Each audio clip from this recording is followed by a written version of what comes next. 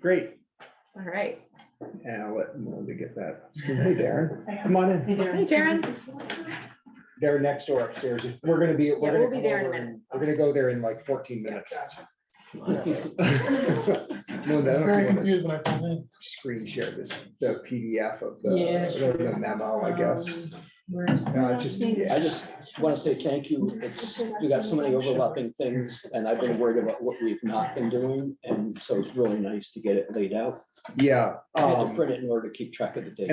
And I brought prints of this for Oh, great. anybody who would like one. Sorry to those of you who are virtual.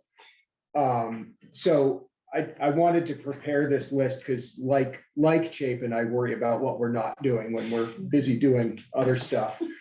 And we do have a lot of work plan items in various stages that ultimately are bylaw amendments. So I wanted to list those out, check in with staff leads for these various projects on possible timeframes, and then start to get organized around how that might all look in the limited time we have together as a planning commission. So each of these items has sort of a most optimistic possible timeline listed below it. They can shift, they will shift, that's okay. But I wanted to get this list started with a head nod from staff. And then as we get through the spring and summer, I'll keep updating this and putting it back on the agenda as we see how things go. So just really briefly, you know, tonight we're headed over to the select board. We're talking some more about housing supportive bylaw amendments. We're really trying to listen to the questions the select board has tonight and take any direction we can from that as we work on what I'm hoping will soon be an almost final draft for the commission to review of actual bylaw amendments that can then move on and be brought back to the select board.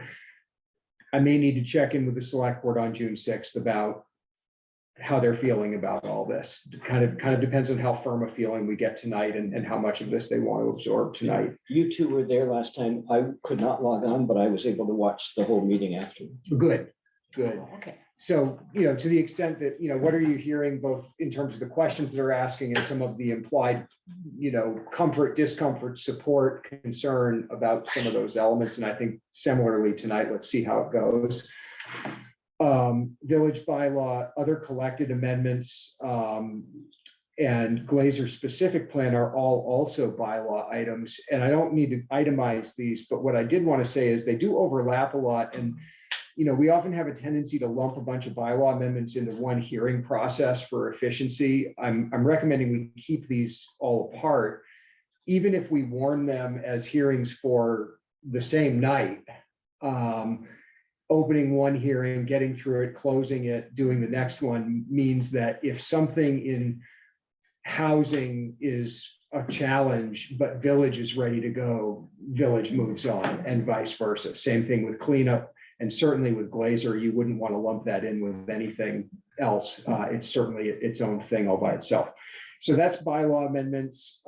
Again, some relatively optimistic timeframes in there. And the other reason to list all this is because of that item at the bottom, which is the upcoming creation of the new town plan.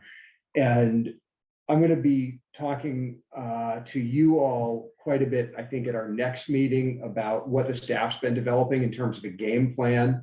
You know, we have funding for our outreach activities in this upcoming fiscal year.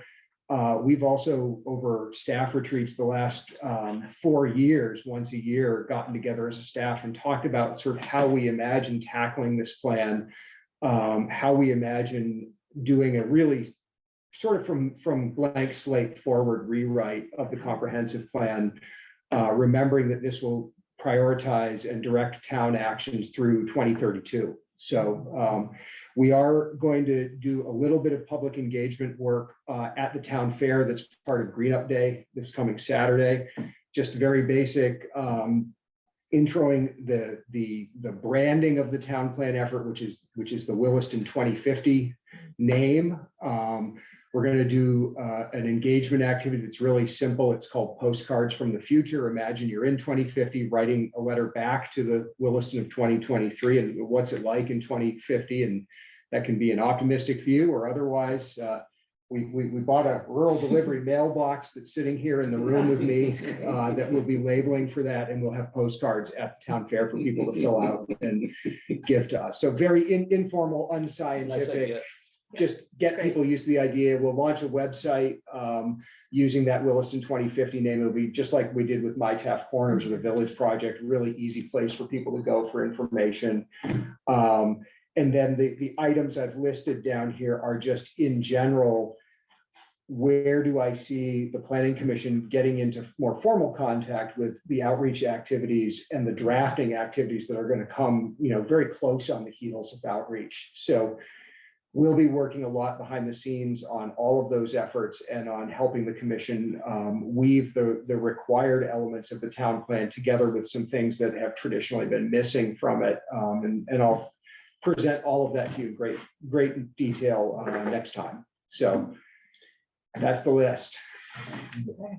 I just want to make two comments. One is that Emily did a great job with outreach and public comment on the village bylaw amendments last summer, I think it was. And then I got questions, people like, where's it going? And I had to say, we're focusing right now on the form-based code for Taft Corners. It'll come up after that. So now we're so much later. I worry about doing a compressed time with that. I feel like once we tell the public again that we are picking it back up, the people who were intensely interested need a little bit of time to get back up to speed and not feel that it was now sort of rushed through on them, just because they were very engaged, wonderful process. And now we're going to pick up again. We shouldn't pick it up too fast just for human consumption. Yeah, that's a great idea. And I'm hoping the housing support bylaw amendments can start now, because I feel like we want to do something quickly soon if we are in agreement. And then we know we're probably going to revise it, which can come in with the town plan or something, it's like, we're not going to get it perfect the first time. That's my feeling. And we've given it a lot of thought. So I'm hoping that we can move pretty fast on that one to get something in place.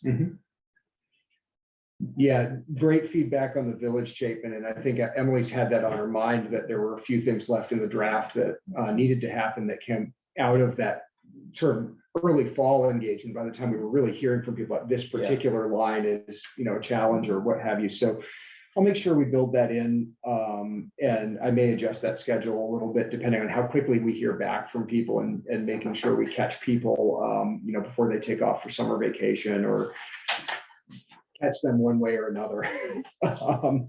So we can do that. And I think we may say it a little bit tonight, but your point about housing, and these are some adjustments to the bylaws that can be done in a relatively short time frame and accomplish a lot. But there's a bigger conversation about housing that comes in with the comprehensive plan for sure. So what do we do right now about housing coming out of Taft Corners, coming out of the Village Project? What do we do about housing between 2025 and 2032? And what more can we do? So I think Melinda and I certainly talked a lot about, scaling those two efforts, and that it's going to carry through town plan. It's the dissonance between a town that doesn't want to grow and the development pressure. Yes. And how do we resolve that dissonance? I will be talking a little bit about that, or just bringing up that dissonance tonight, between the town's desire to manage growth and the town's desire to provide housing, affordable housing, and their intention. All right, should we head over there since it's 7:17? Yeah, why don't we head over, and that way we're hopefully not interrupting anything, And again, making too much noise when we go in. thank you everybody for making this. Yeah, so schedule. I'm going to try to keep an updated version of that on your agenda most times that we come back together. This is totally self-interested, but can we make sure that sometime in June we're doing PC elections? Yes, we have our normal Yes. fiscal year turnover, absolutely. No, we're skipping it this year. Oh, and we we'll- are not. And we'll be hassling you about annual report before you know it. All right, Yeah, guys, well, we'll see you It's gonna end. over at the select board meeting, for those who are going to be on Zoom. Do you have the link? Melinda? Or do they? Yeah, I can get the link if needed, sure. Thanks. Um, That's awesome. This, Copy our email we talked about. I gave it's all articles here. Interesting. It's just like, it's still the thing to regardless. And also don't be shy. all right, I'm gonna put the link in there How for we you. have something on, something on. There's another good one out today about drinking at Buffalo, and it's been 5 years since they eliminated parking minimums. Yeah. And there's actually a piece of like peer-reviewed academic work about the It's recommended. measured effect. It's a